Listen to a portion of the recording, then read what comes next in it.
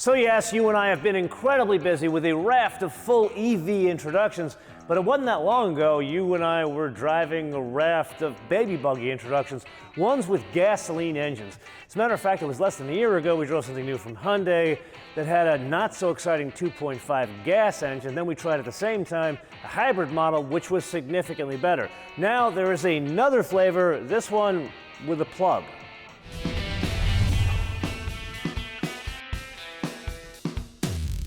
Okay, so what is this new flavor? Answer, a plug-in hybrid version of the hybrid Tucson you and I have already driven, which means it uses the same 1.6 turbo 4 as the basis for the hybrid propulsion system. 180 horsepower, 195 pound-feet of torque. Where it diverges from the standard hybrid is the electric motor. There it's 66.9 kilowatts, which is about 90 horsepower and 224 pound-feet of torque.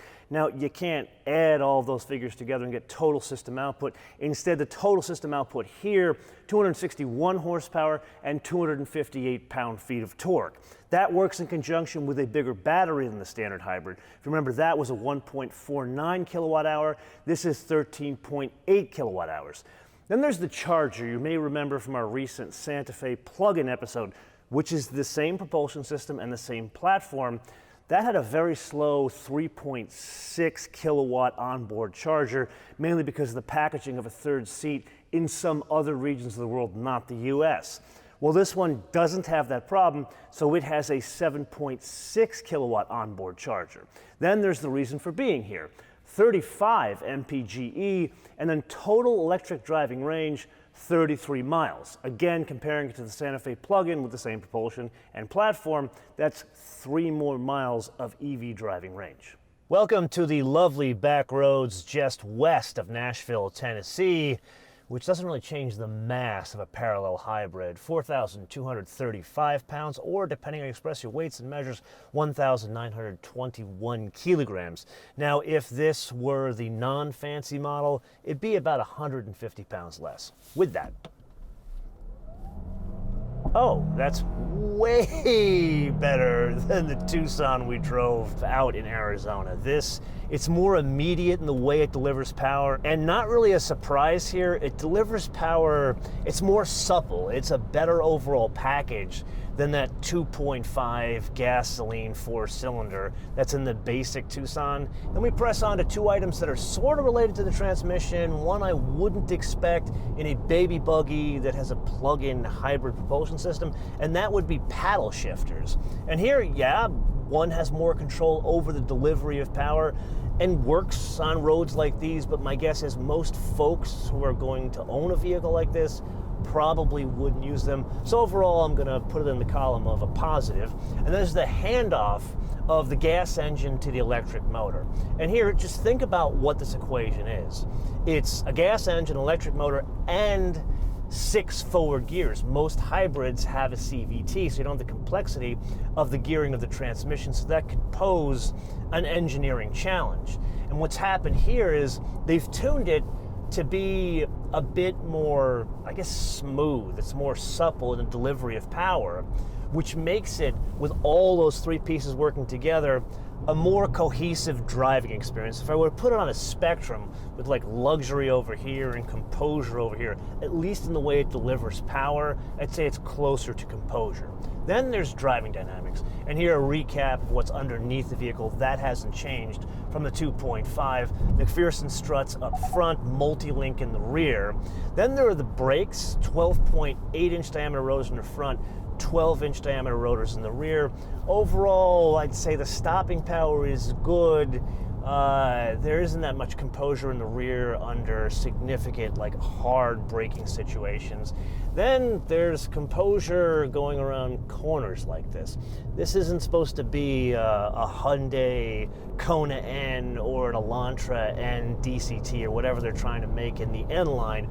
It's tuned more for compliance in the driving dynamics perspective, in that the ride quality, it's good. The wheels aren't crazy big, 19-inch 18-inch wheels on the fancy one we're driving here, so that all works in conjunction with some of the choices of the suspension details underneath the vehicle to deliver a ride quality that's batting above its Hyundai station in life. Overall, there's a theme that's continuing with this that we've seen in the regular Tucson to the Tucson regular hybrid, meaning non-plug-in, as well as over on the Kia side of things with the Sportage and the Sorento.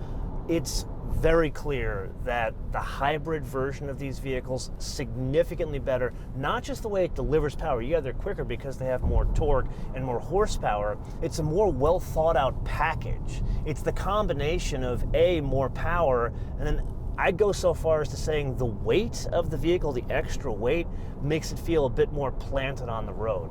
In other words, I don't think there really needs to be a 2.5 Tucson now that you and I have had the opportunity to drive the regular HEV and now the plug-in HEV. Yes, it is indeed that time again to play your favorite game on the Options game with today's contestant, a very unique spot within the Hyundai lineup. This is effectively the muscle car in the Hyundai crossover world. Follow me for a minute on this one. It is the 2022 Hyundai Tucson Limited Plug-in Hybrid for a base price of $42,550. Now, that is the most expensive one they have. As you know, there really aren't options when it comes to Hyundais. There are just trim levels. So the most basic plug-in hybrid is not the most basic version they have. It's the SEL. That's $35,400 as the basis of comparison. The hybrid without the plug is somewhere between $29,000 and $38,000, depending on the level. When we press on to this one that's in the hangar here in California, Amazon Gray, not my favorite color. The car we are driving in Nashville, I had a choice between this Amazon Gray or silver. I chose the silver.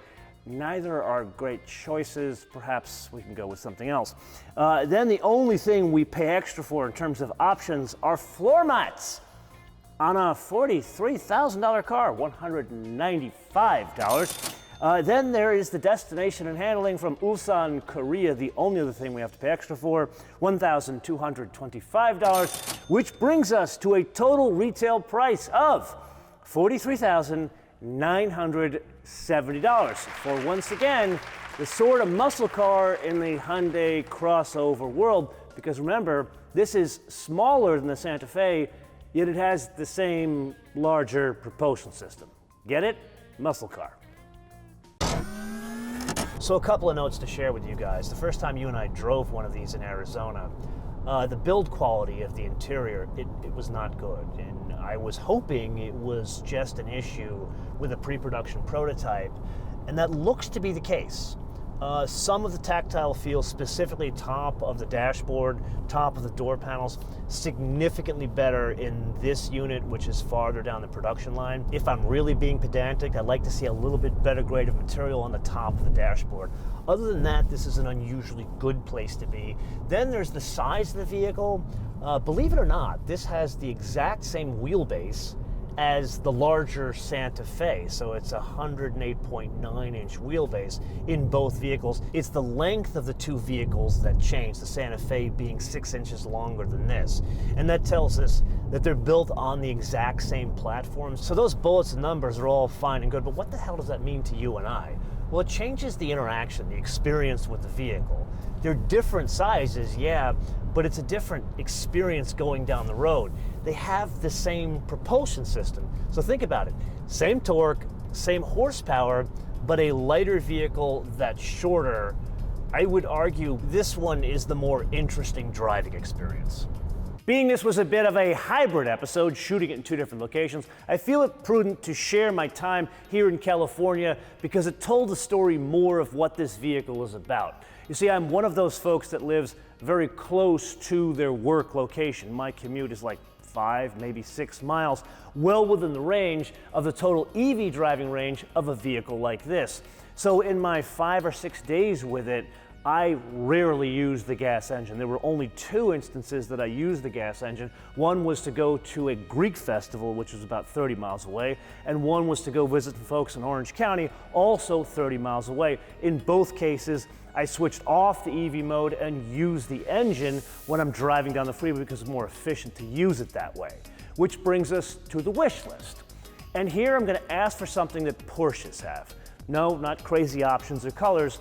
Rather, a full mode that charges the EV system while I'm driving down the freeway. This one doesn't really do that, and what I'd love to be able to do is when I'm driving down the freeway like I did going to Fullerton, that's 30 miles from Redondo Beach, and I could have charged the battery and have had a full driving range of EV driving range once I got to Fullerton. This way I could have done EV driving on both ends of the trip. That's the only thing missing from this package, and this is just one man's opinion and the point of the episode, where I turn this around to you guys to opine in the comments below, or via our social media, MotoManTV on word, MotoManTV on word, Facebook, Twitter, and Instagram. And with that, I do want to share a bit of a tidbit. That Greek festival that I went to with this vehicle, it was actually the second time I went to that Greek festival. The first time, I decided to dive bomb the church in my own airplane and basically circle around to say hello to the priest. Anyway, I posted that on Instagram. You can check it out there. Until I see you in the next episode, bis später.